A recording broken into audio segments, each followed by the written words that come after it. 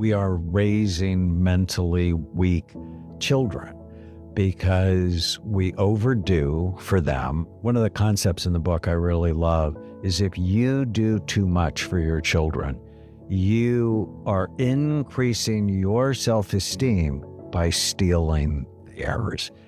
Now, in this episode, we are going to talk about resiliency and how are we raising kids nowadays na mentally weak and with a very low self-esteem. This is Pinoy Extreme. Let's do this. This is Pinoy Extreme. Now, resiliency builds along solving problems. Now, yung basic parenting kasi ngayon is that most of the parents solve their children's problem for them. Ang ending, hindi na-experience ng bata yung totoong cycle ng pagsosolve ng problema. And that includes failure.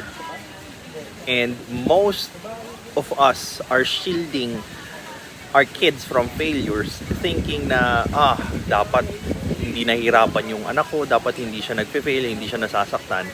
But it goes with yung resilience kasi. Always remember na ang failure is not the opposite of success.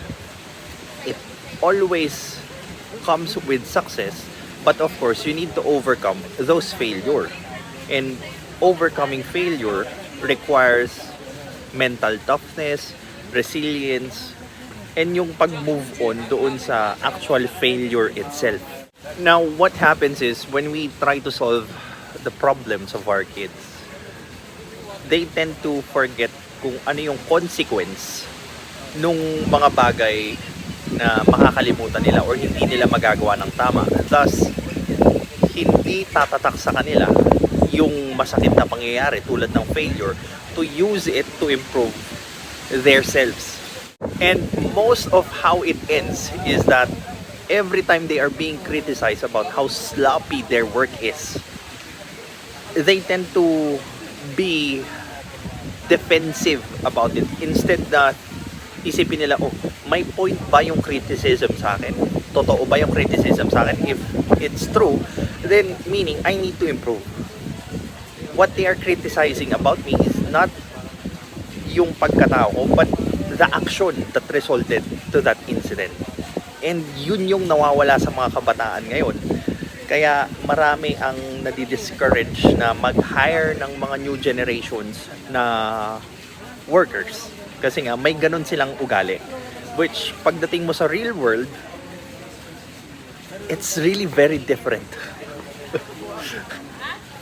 Well, naintindihan ko naman yung sinabi ng mga ibang magulang na ayoko nang maranasan nung anak ko yung paghihirap na dinanas ko nun.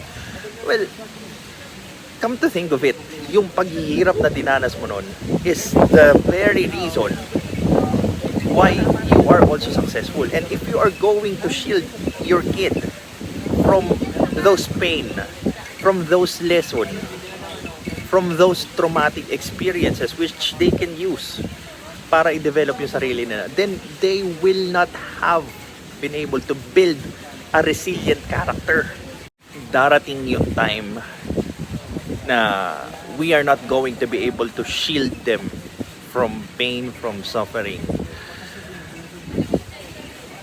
Because yun at yun yung mangyayari. Well, it's very typical na mauuna ang mga magulang kaysa sa mga anak. And when that time comes, I want my kids to be stronger than me, to be better than me, to be more resilient than me.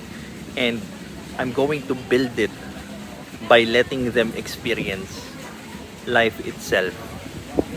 Because life is not just happiness, it's not just bliss. It involves all of what we feel. This is Pinoy Extreme. Have a good day.